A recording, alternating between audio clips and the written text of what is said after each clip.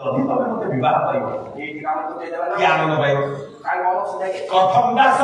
ଦାସୀ ଭାଜ୍ୟା ଭବତି ନିଚ୍ଛସୁ ଭାଜ୍ୟା ସ୍ୱୟଂ କରବାନ ତଥା କମଳ ବର୍ଣ୍ଣନି ଦାସ ନିତ୍ୟ ସେବକ ତମେ ମତେ ବିବାହ କଲେ କୋଉ ଖୁସି ପାଇବ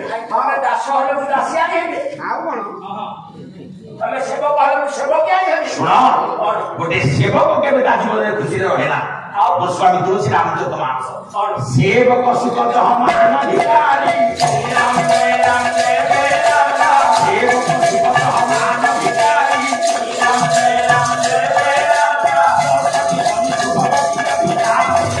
सेवक सुख गोटे सेवक ता जीवन सुख आशा करबा कथा मान भिखारी भिखारी सम्मान आशा करबा कथा व्यसनी धनी अड़सुआ धन आशा करबा कथा व्यभिचारी वैकुंठ आशा करबा कथा जे पापी से वैकुंठ आशा करबा कथा साधारण सेवक तम अरे तमे तो ग्रहण करबो ठीक अछि ग्रहण करबी जे मो भाई तुमको एक कथा कहउछन केते दूर प्रमाण सत्य जदि मो भाई कोने लिखित प्रतिश्रुति देबे मु तम ग्रहण करबे जाम जा भाई को लेखा कोने ओला किरे केते समय कथा आला पर कोठी भाई को लेखा कोने आनी रखबे लेखा अरे भाई पठुची से भाई बाबू से भाई पठुची भाई बाबू आखाबू ठीक अछि मु जान के मूल कारण मु दुईटी कथा मते करियो कहबो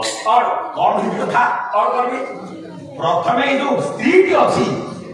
से स्त्रीटा थिबारु मते भाई पठेला से भाई बाबू से भाई पठला जदि स्त्रीटा को खाइ दिए निश्चित दुई भाई मते रखिबे किंबा ये स्त्री ठार जदि अत्यधिक सुंदरी हेबी मते रखिबे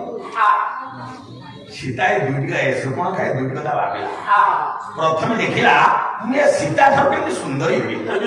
गोदावरी नदी को अनेला निजर प्रतिबिंब को देखिला सीता को अनेला सीता को देखुची नदी रे ता प्रतिबिंब को देखुची एवं मायावी राक्षसी निज को सुंदर करबा चेष्टा सीता को ठार केते अधिक सुंदरी हो हेले से मते रखिबे सीता को रूप को देखुची जल रे ता प्रतिबिंब को देखुची कवि सम्राट बंद वैदेश दास बाई को नाही लो घरे भुवने बळिते भुवने बळि तमे कांतो नपाला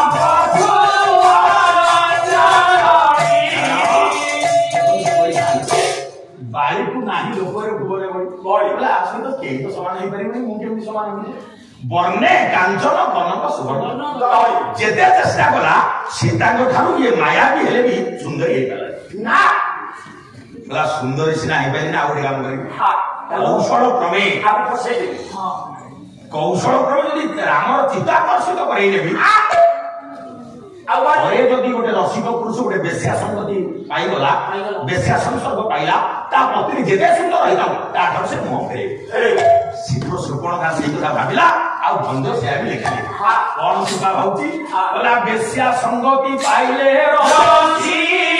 कपूज एबे रची कपूज बोला देखी छोटी हरे आओ मानव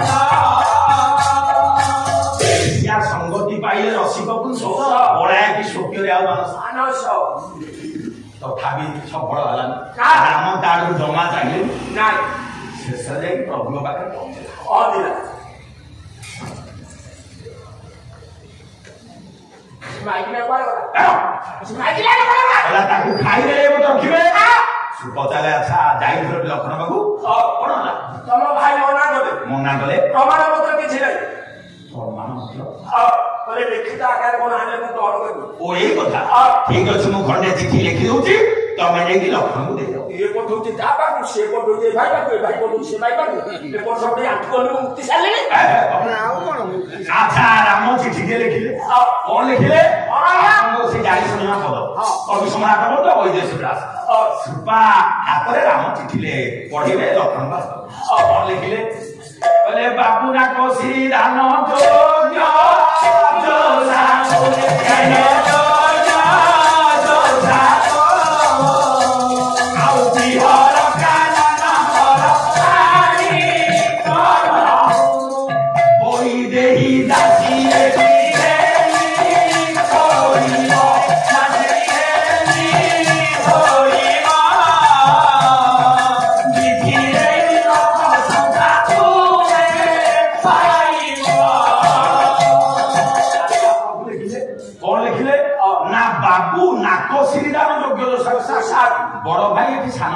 ବାବୁ ସମ୍ବୋଧନ କଲେ।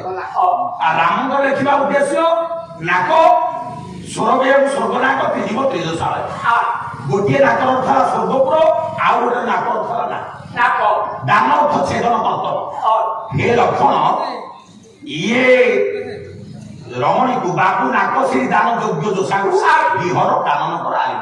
ବିହର ବିଶେଷ ଭାବରେ ହରଣଙ୍କର ନାକ ଏବଂ କାନ ନଙ୍କର ଆଲିଙ୍ଗନକୁ ଆଲିଙ୍ଗନ କରି ୟାର ନାଶାକର୍ଣ୍ଣ ଛେଦନ କର। କଥା ସିନା ରାମ ଲେଖି ପଢେଇ ଦେଲେ। ସୀତା କହିଲା ବାଟରେ ଦେଖିଲା ଭଲ ଲେଖିଛି ମନ୍ଦ ଲେଖିଛି ଟିକେ ପଢିବି। କହିଲା ଆଚ୍ଛା ମୋ ପାଇଁ ଭଲ ଲେଖା ହେଇଛି। ସେ ଦେଖିଲା ବାବୁ ରାମ ଲେଖିଛନ୍ତି ଲକ୍ଷ୍ମଣଙ୍କ ଉଦ୍ଦେଶ୍ୟରେ ନାକ ନାକ ତ ସ୍ୱର୍ଗପୁର ଶ୍ରୀ ଦାନ ଯୋଗ୍ୟ ଯୋଷାକୁ ଏ ଯୋଷାକୁ ଦାନ କର ବିହର କାନନ କର ଆଲିଙ୍ଗନ। ସ୍ୱର୍ଗ ସୁଖ ପାଇବାକୁ ହେଲେ ଏ ରମଣୀକି ନେଇ ତମେ ଆନନ୍ଦରେ କାନନରେ ବିହାର କର। ଖୁସି ହେଇଗଲା ଗୋକୁଳାନନ୍ଦ ପଟ୍ଟନାୟକ। ଆନନ୍ଦ ହଲାଇ ବାରି ଆନନ୍ଦରେ ଗଲା ଆନନ୍ଦରେ ଗଲା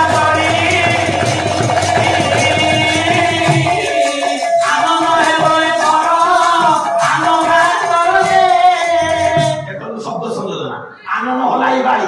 ଆନନ୍ଦରେ ଗଲା ଚଳି ଆନନ୍ଦ ହେବେ ଥର ଆନଘାତ। ପହଞ୍ଚିଗଲା ସୁବା ନମସ୍କାର। ଏତେ ତ ନମସ୍କାର ଆଉ ଥରେ ଆସିଲ ଇଏ କଣ ଭାଇ ଗୋଟେ ଲେଟର ଦେଇଛନ୍ତି। ଆପଣ ତାଙ୍କ କ୍ୱାର୍ଟରକୁ ଯାଇ ୱାଟର ପିଇବା। ଲକ୍ଷଣ ପଢିଲେ କିଛି ସମୟ କଣ ଭାବୁଛ? ତାଙ୍କର କଣ ଭାବୁଛ ଆଉ କେହି ଡେରି କରୁଛ ମନ୍ଦିର ଯୋଉଟା ଏଠି ଆସୁନା। ଲକ୍ଷଣ ଦେଖିଲେ ଆଚ୍ଛା ବିଚାର କଲେ ଲକ୍ଷଣ କିଛି ସମୟ ଚିନ୍ତା କଲେ ସୁପା କଣ ଚିନ୍ତା କରୁଛ ସେ ଗୋକୁଳାନନ୍ଦ ପଟ୍ଟନାୟକ ଜାନକୀ ବଲ୍ଲଭୀ ଆସ କଲା ଅସୁରୀ ମୁହି ନୁହଇ ମୁକ୍ତ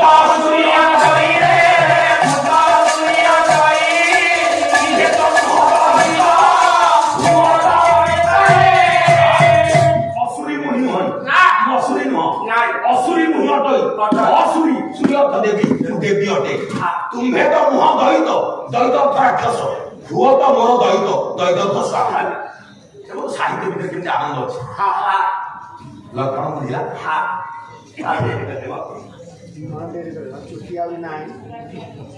ଆଚ୍ଛା ଲକ୍ଷଣ କଣ କଲେ କହିଲା ଆଉ କାଇଁ ମର୍ମ ଚିଠିର ମର୍ମକୁ ଲକ୍ଷଣ ବୁଝିଲେ କହିଲେ ସେବାକୁ କୃପା ଚିତ୍ତରେ ନ କରି କୃପାଣ ହଦରେ ଧରିଲେ କୃପାଣ ହଦରେ ଧରି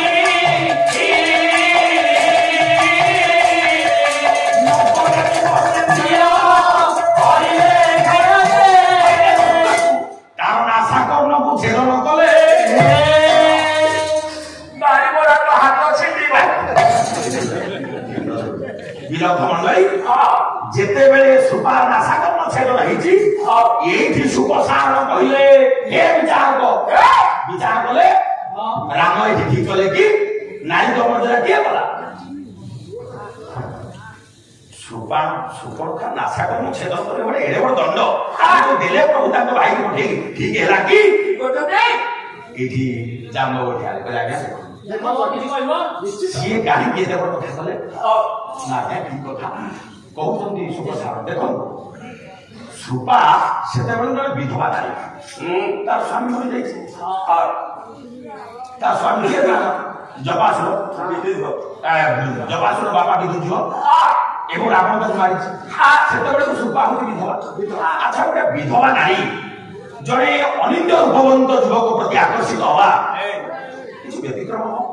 ତା ସ୍ୱାମୀ ହେଇପାରିବ କାହିଁକି ନା ଅନ୍ୟ କେହି ହେଲେ କଥା ଯୋଉ ପ୍ରଭୁ କୋଟିକନ୍ଦ ପୂଜା କାନ୍ତି ଭୁବନ ମୋହନ ରୂପ ଯାହାର କୋଟି ଲାବଣ୍ୟମୟ ତନୁ ଯୋଉ ପ୍ରଭୁଙ୍କ ରୂପ ଦେଖିଦେଲେ ଦଣ୍ଡ କାରଣ୍ୟରେ କେତେ ସୁନ୍ଦର ଯୁକ୍ତି କରୁଛନ୍ତି ଭୁଲ କାହିଁକି ହବ ଯୋଉ ପ୍ରଭୁଙ୍କର ଏଡେ ସୁନ୍ଦର ରୂପକୁ ଦେଖି ଦଣ୍ଡ କାରଣ୍ୟରେ ହଜାର ହଜାର ମୁନି ଋଷିଥିଲେ ପ୍ରଭୁଙ୍କୁ ଦେଖିଦେଲେ ବିଚାର କଲେ ଆହା ବିହରୁ ବିହରୁ ଦଣ୍ଡ କାରଣେ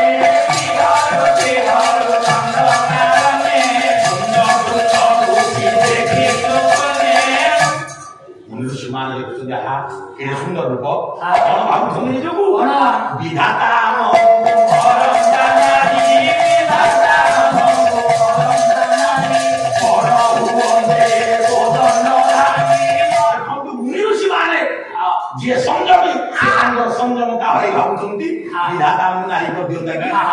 ଏ ପୁରୁଷ ଏ ପୁରୁଷକୁ ଆମେ ବିବାହ କରୁଛୁ କି ବ୍ରହ୍ମପଦ ବି ପାଇ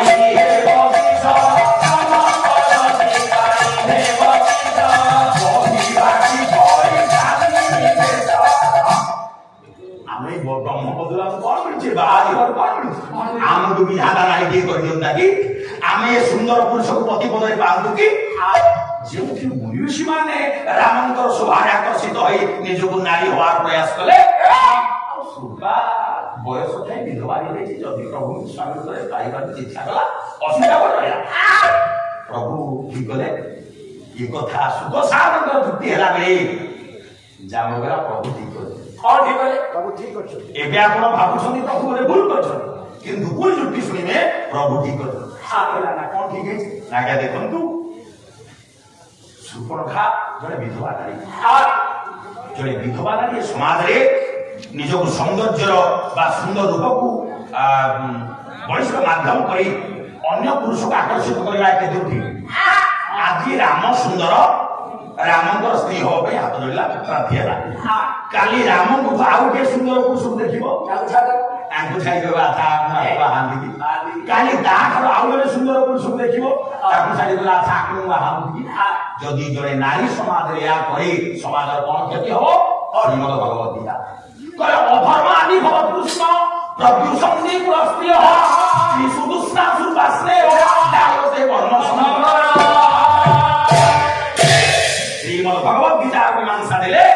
ଅଧର୍ମାଦି ଭବ କୃଷ୍ଣ ପ୍ରଦ୍ୟୁଷନ୍ତି ପୁରସ୍ତ୍ରୀୟ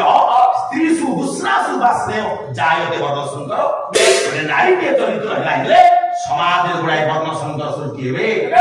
ଯଦି ସୁପର୍ଣ୍ଣଖାକୁ ସେଭଳି ଦଣ୍ଡ ଦିଆଯାଇ ନଥାନ୍ତା ସେ ଆଗକୁ ତାର ଏଇଭଳି ପ୍ରଚେଷ୍ଟା କରିଥାନ୍ତା ସମାଜରେ ଗୁଡ଼ାଏ ବର୍ଣ୍ଣ ସୁନ୍ଦରକୁ ସେ ସୃଷ୍ଟି କରିଥାନ୍ତା ପ୍ରଭୁ ଜଗତ କଲ୍ୟାଣ ପାଇଁ ତାକୁ ଦଣ୍ଡ ଦେଇଛନ୍ତି